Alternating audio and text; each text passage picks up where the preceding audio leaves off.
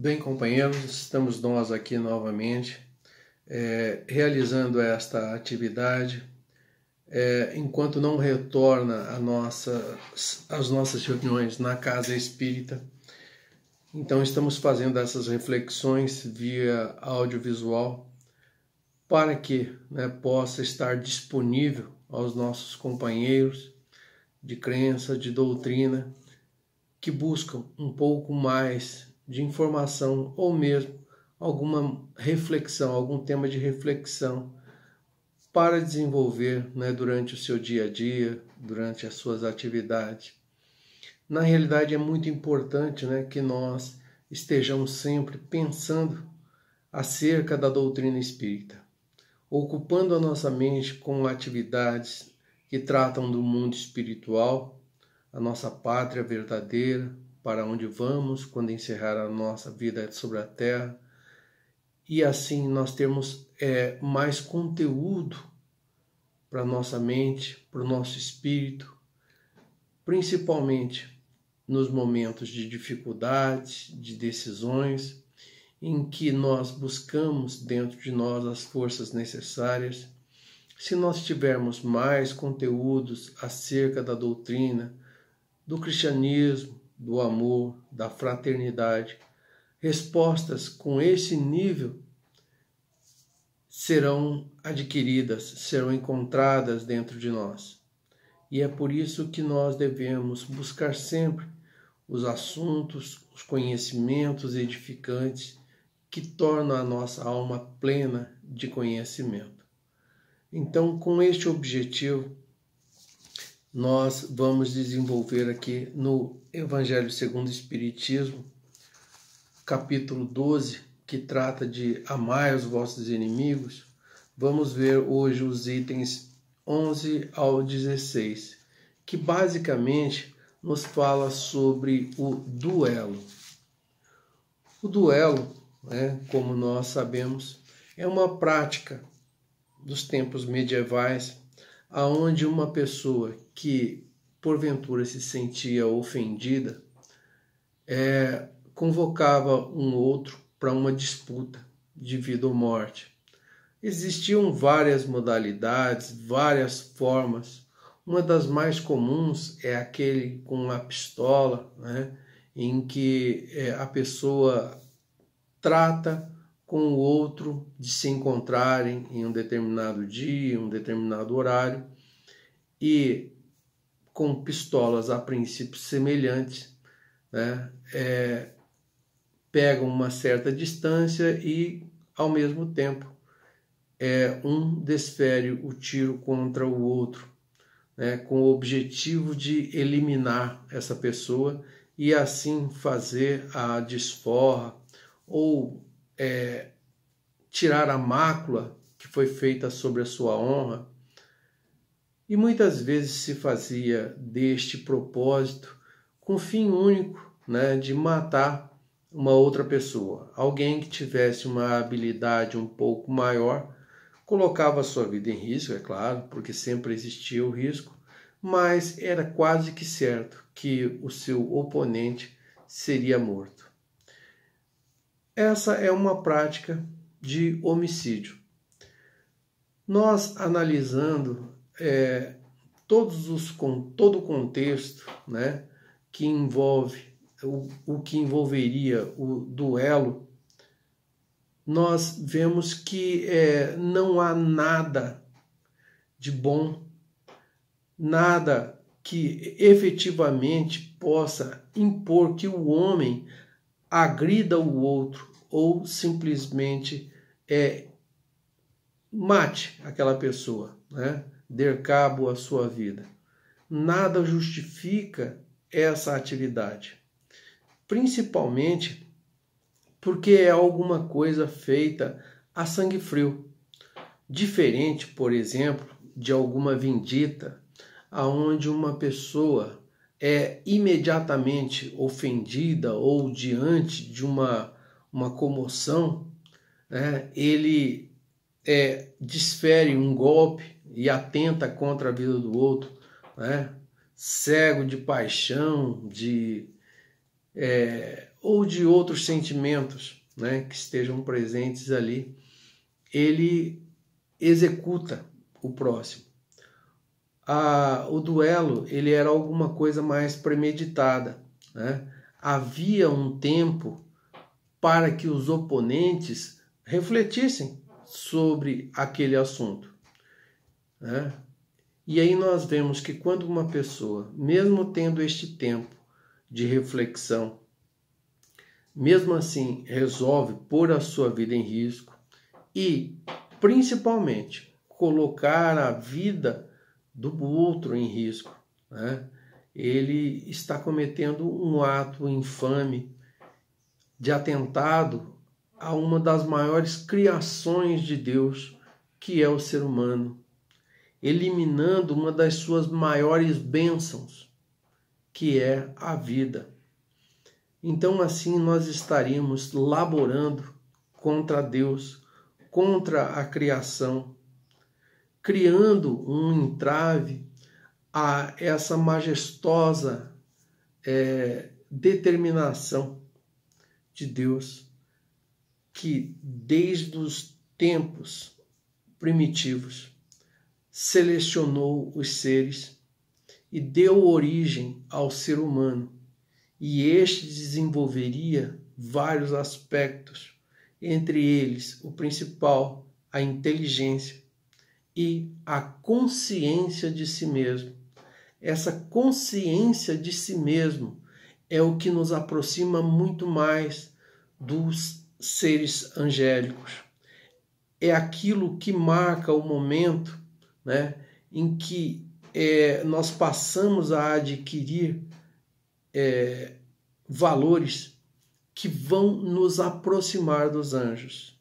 Antes disso, antes dessa consciência de si mesmo, muitas coisas são maquinais, muitas coisas é a própria natureza atuando para que nós criemos elementos suficientes para sustentarmos a vida, né, e nos mantermos como seres, né, como espécie.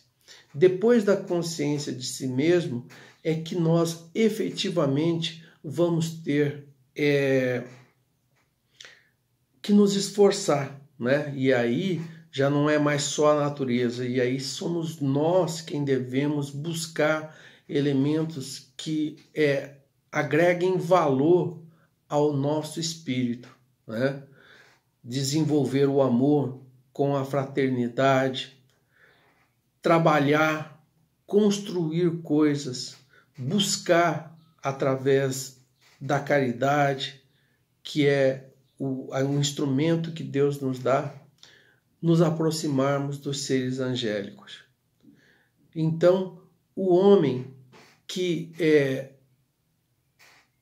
não demonstra pelo seu próximo esse amor, essa fraternidade, essa capacidade de perdoar, né? Mesmo diante de uma grande ofensa, ele está muito mais próximo dos animais e muito mais longe do ser angélico que todos nós queremos ser. Então, o duelo, ele marca que o ser humano, ou que essa pessoa que assim se submete, essa pessoa está muito mais próxima dos animais do que aqueles que já buscam o perdão, né? Então, nós temos aqui no Evangelho segundo o Espiritismo, acerca do duelo, o bispo de Alger, Adolfo, em 1861, nos traz: só é verdadeiramente grande aquele que, considerando a vida como uma viagem que tem um destino certo, não se incomoda com as asperezas do caminho, não deixa se desviar nem por um instante da rota certa. De olhos fixos no seu objetivo, pouco se importa de que os obstáculos e os espinhos da senda o ameacem. Estes apenas roçam sem o ferirem e não o impedem de avançar. Arriscar os dias para vingar uma ofensa é recuar diante das provas da vida. É sempre um crime aos olhos de Deus. E se não estivesseis tão enleados como estáis em vossos preceitos, seria também uma ridícula e suprema loucura aos olhos dos homens. Muitas pessoas, principalmente naqueles tempos, da Idade Média, aceitavam o duelo como uma atitude de honra, em que aqueles que se sujeitavam a essa atividade estariam, assim, resguardando o seu nome, a sua família, a sua linhagem. Então, eram pessoas assim dignas de reverência. No entanto, aqui ele nos ajuda dizendo que arriscar os dias para vingar uma ofensa é recuar diante das provas da vida. Então, acabei de dizer que nós deixamos o nosso período de animalidade, adquirindo a inteligência e a consciência de si mesmo, e que nós deveríamos desenvolver os atributos que nos aproximam de Deus. Diante dessa grande construção que é este ser angélico no qual nós nos tornaremos, há a necessidade de deixarmos de lado vários sentimentos ruins ou próprios dos animais, o egoísmo, o orgulho, a vaidade. Todos esses são instrumentos que em um determinado tempo na criação tiveram ali a sua finalidade. Vemos isso no simples fato de hoje os seres humanos dominarem o planeta Terra. Apesar da nossa fragilidade física, estrutural, nós nos sobressaímos de todos os animais que inclusive possuem mais elementos, mais instrumentos para a sobrevivência. Ou eles têm o couro duro, grosso, ou são encapados por pelos que lhes dão ali uma certa segurança, possuem armas como dentes, garras, e capacidade de correr, se lançar sobre as presas, ou até mesmo sobreviver diante de,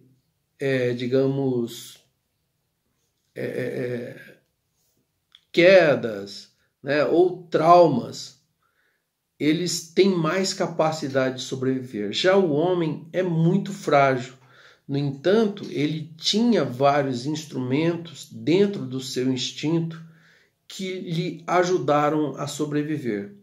Agora, a partir do momento da consciência de si mesmo e da inteligência, nós passamos a desenvolver então essas qualidades.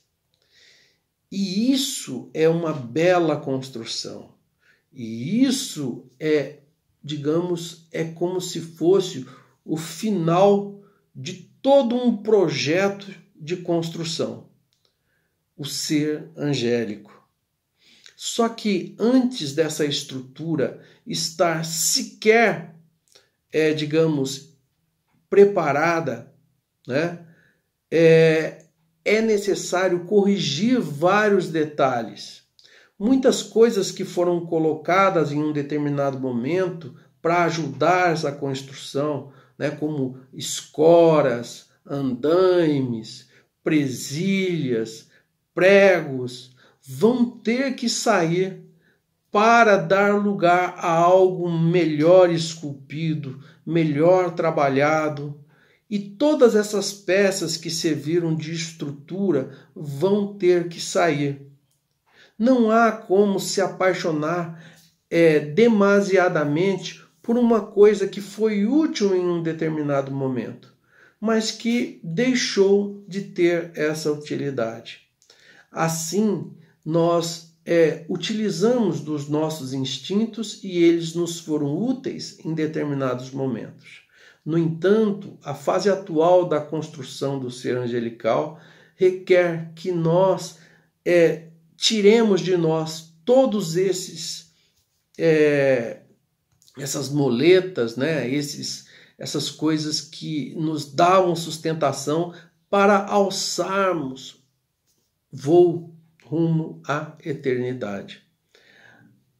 Assim, companheiros, é que o homem que busca atentar contra a sua vida e contra a vida do próximo, ele está mais próximo da animalidade, mas no início da sua consciência, porque ele dá muito mais valor ao orgulho, à vaidade, do que aquilo do qual ele vai se tornar, que é este ser angélico. Então, mais vale para ele manter uma honra, ou manter uma escora, né? Manter um andaime, do que futuramente se ter uma bela construção. Ele continua aqui ainda. É criminoso o homicídio por duelo, ou seja, não há honra no duelo. Ninguém tem direito, em caso algum, de atentar contra a vida do seu semelhante. Em momento nenhum nós temos esse direito.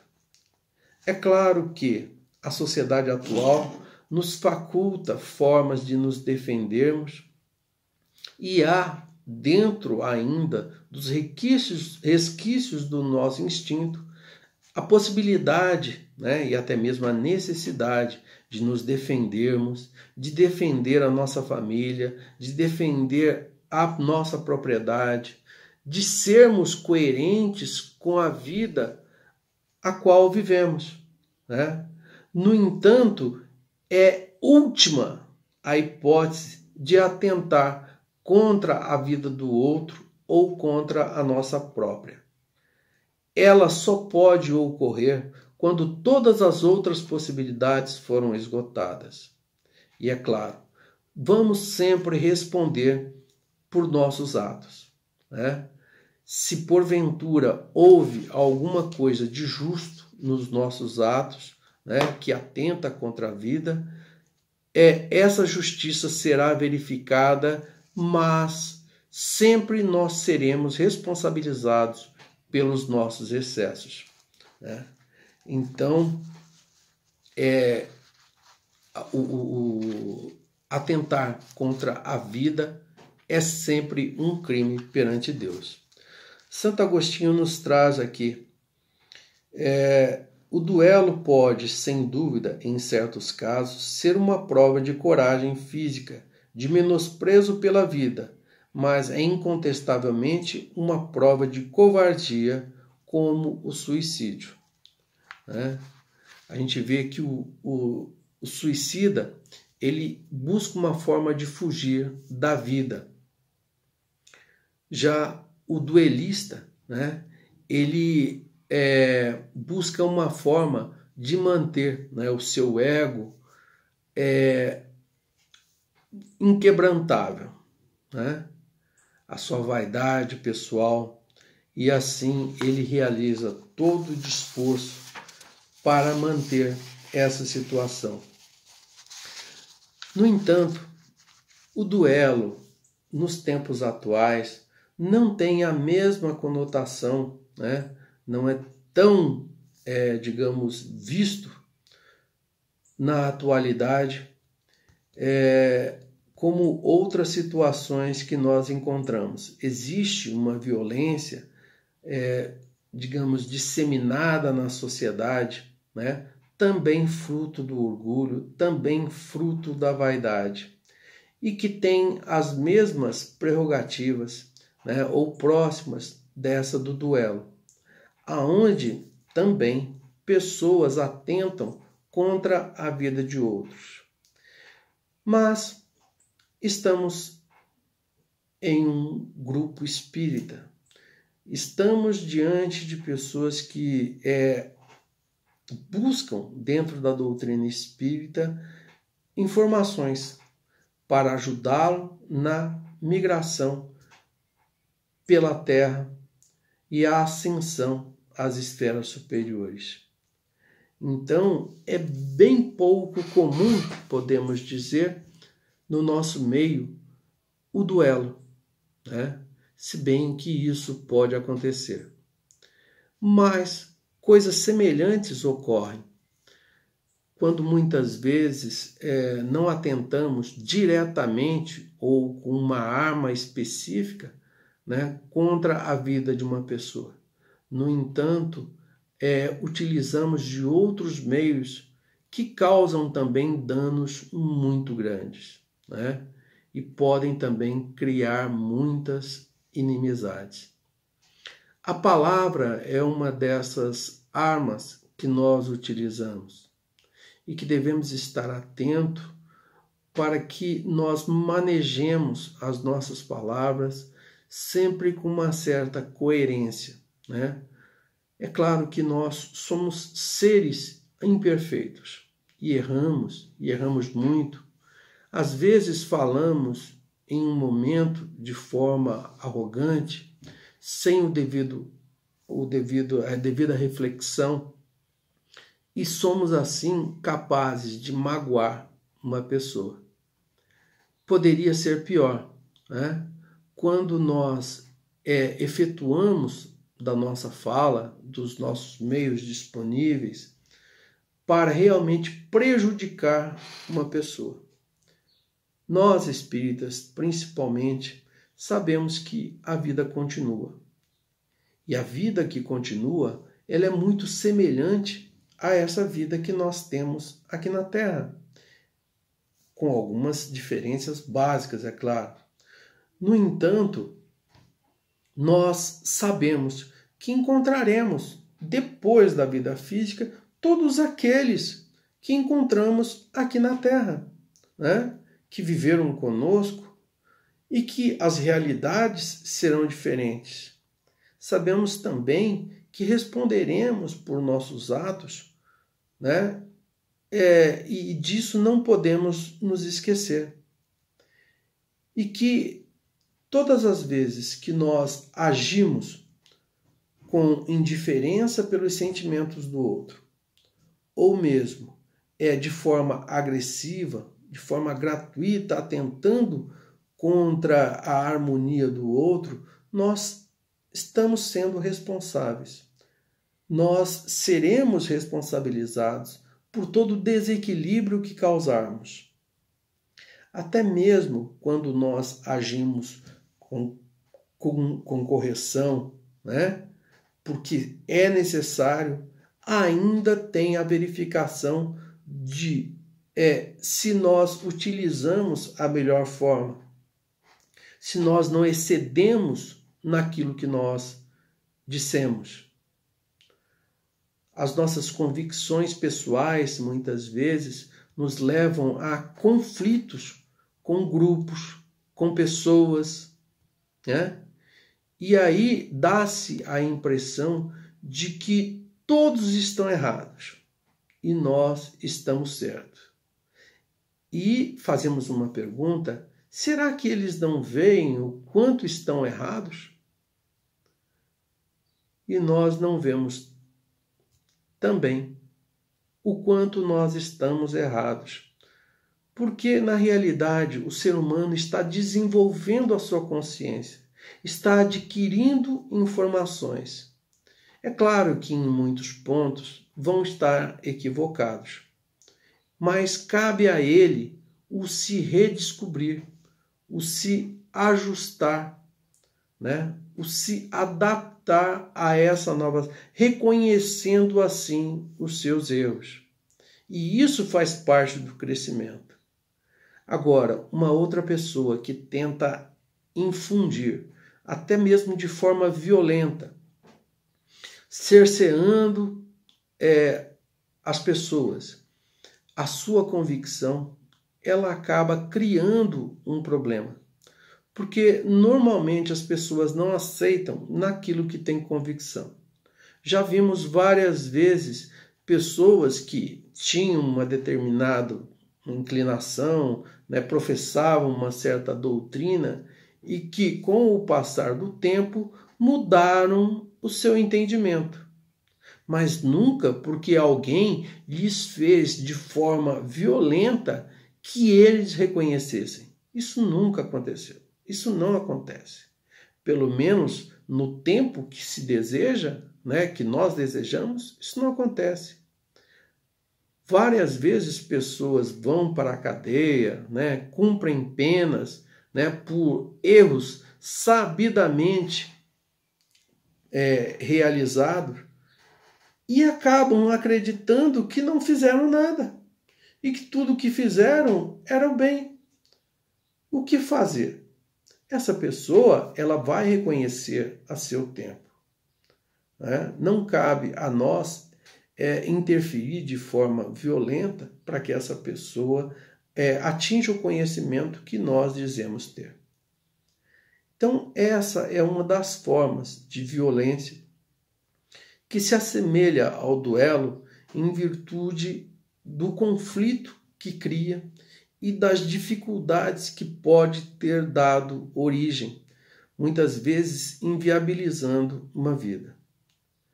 Então, esses eram os nossos, era o nosso assunto, esse era o nosso tema, né? E nós desenvolvemos, né?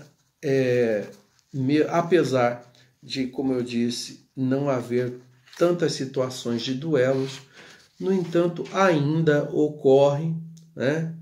Mas também podemos refletir sobre o duelo como essa violência de um para com o outro. E nós temos ainda uma passagem aqui que diz o seguinte: quando a caridade for a regra de conduta dos homens, eles conformarão os seus atos e as suas palavras a essa máxima: não façais aos outros o que não quereis que os outros vos façam. Então, assim desaparecerão todas as causas de discórdia e com elas as causas dos duelos e das guerras. Então é isso. Quando nós reconhecermos que o próximo é a nossa extensão, passaremos a viver o bem, a fazer o bem, a buscar o bem. Que possamos nós nos esforçarmos no sentido de que esses dias sejam breves. Agradeço a todos pelo momento e pela reflexão. Um abraço e obrigado.